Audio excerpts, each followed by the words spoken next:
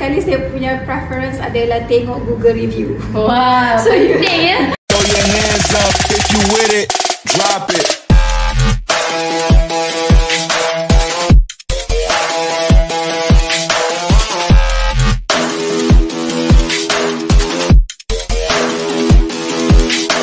Assalamualaikum semua, kembali kita dengan rancangan Sembang Santai bersama Syeka. So hari ini bersama saya Izzati as a host dan juga guest saya hari ini iaitu Nabila. Okay, so hari ini saya ada topik untuk Nabila. InsyaAllah semoga bermanfaat lah. Okay, kalau biasanya kan bila masuk tahun baru je akan ada design trend, color lah dan sebagainya. Tapi kalau untuk interior design pun tak lari, kita akan ada color dan trend of the year. Tapi saya nak tanya dekat Nabila sebagai orang yang bukan berbackgroundkan design.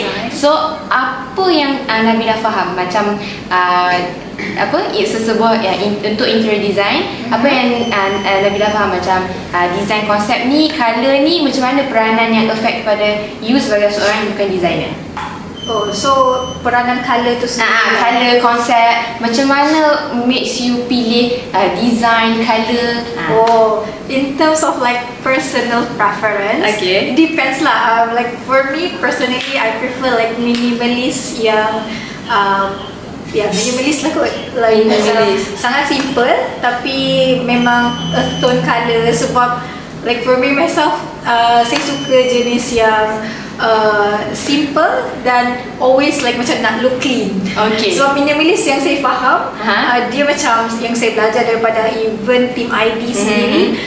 Minimalist ni banyak like ruang yang nampak minimum berabot, lepas tu color earth tone, neutral. So benda tu macam bagi saya lah personally senang nak kemas, nak bersihkan. Okay. So macam ease lah my eyes. So itu adalah Nabila punya preference. Okay. Cuma saya ada lagi satu persoalan ni, bukan persoalan yang saya rasa benda ni mungkin indirectly kita as a consultant dan juga client yang kurang nampak, which is adalah design communication.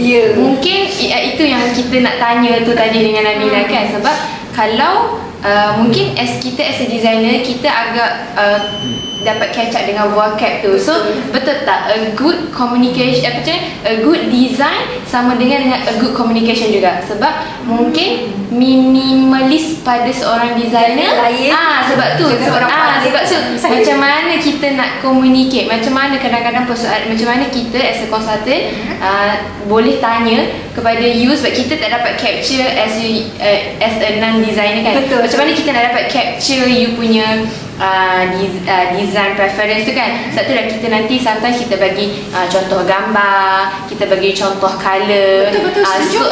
Kan, betul tak? So itu adalah pada Nabila. Okay, design minimalist tu tak ada corak, colornya lebih earth tone dan warm. Tapi which is benda tu betul lah as a designer. Cuma mungkin cara kita sebagai consultant untuk tanya pada orang-orang, sebab tu kita nak tahu. Sebab kita nak tahu. So lagi satu adalah untuk trend lain selain pada baju raya, design pun kita ada color of the year dan juga trend of the year. So Nabila tahu tak color of the year untuk ID tahun ni apa? Okay, color of the year for ID specifically memang tak tahu. Okay. Tapi for myself, color of the year definitely forever pink. Tapi with a hint of yellow kot. Sebab macam usually macam pink and cream kan. Tapi kali ni nak ada a little bit yellow. Okay, katakanlah untuk design trend pun kita ada color of the year, which is mocha mauve untuk tahun ni, which is color dia macam warna tudung saya hari ni pakai ikut tema. So mocha mauve. So adakah pada pendapat Nabila sebagai orang yang macam yang kalau kita beli rumah, as a home owner, you rasa color of the year tu main peranan tak pada pemilihan you untuk kata tiba-tiba tahun ni nak buat rumah? You rasa adakah you akan fokus on, adakah color of the year dan trend of the year tu akan membagi pengaruh pada you as a home owner?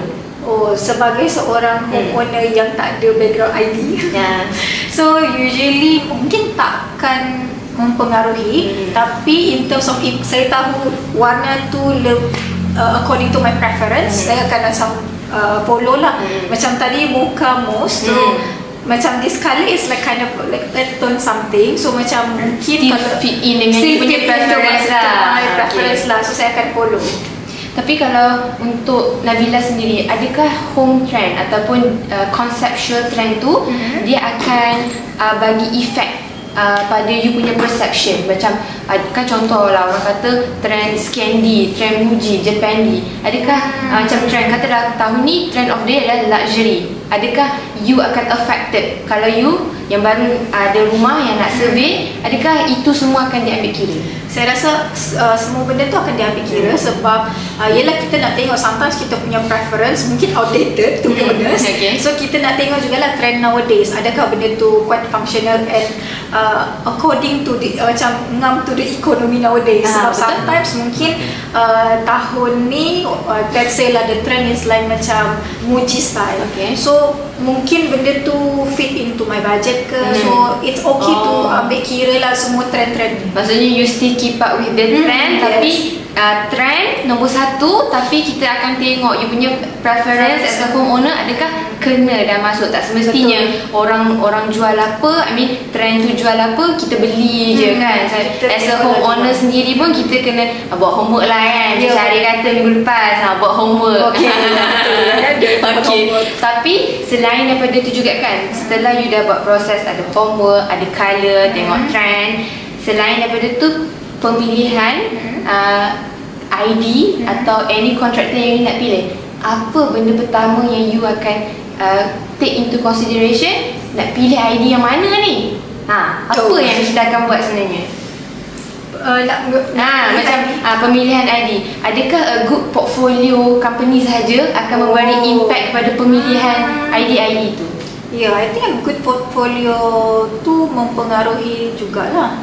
Sebab sekarang ni kan kalau kita yang in this line industry, kita boleh tengok dan dengar juga macam ada cerita kontraktor A, kontraktor B. Adakah itu saya tahu itu akan affect homeowner? Adakah itu mempengaruhi? Adakah portfolio each ID company yang you tengok kat Facebook ke, social media mana-mana ke, adakah you akan buat homework dekat situ pula? Yes, to be honest, sebagai saya seorang orang public lah, orang biasa, saya memang akan buat homework. First kali saya punya preference adalah tengok Google review.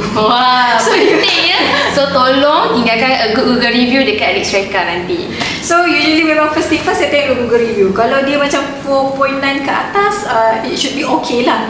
So saya memang baca komen satu-satu sebab that is like my homework. Sebab macam saya sendiri, saya tak banyak kawan ID, and then of course lah yang Alex Reka ni memang tempat saya bekerja, at least saya ada connection. Tapi to be honest, nak tahu betul-betul dia trusted, contoh lah kita orang biasa, kita tak ada kenalan ID, I think first thing first you can do is for yourself, mungkin you can Google review.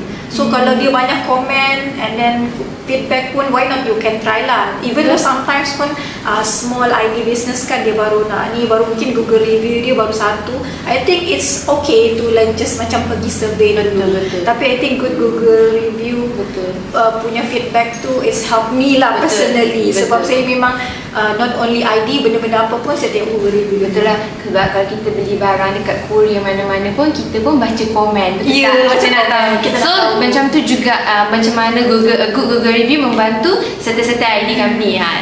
Okey, saya rasa sampai situ saja. Tapi untuk semua followers Alex Reka, jangan lupa tinggalkan Google review. Dan juga lepas ni kalau nak start cari mana-mana ID selain pada a good portfolio dekat social media, dekat mana-mana platform, boleh baca juga dekat Google review untuk convince. That's one of the knowledge lah, supaya selain daripada tengok social media. Okay, so saya rasa sampai sini saja topik kita untuk hari ini. Sangat santai bersama saya Izzati dan juga Nabila. Okay, jangan lupa follow kita punya social media platform, IG, Facebook, TikTok dan juga YouTube, dan juga tinggalkan Google review. Bye, see you next week.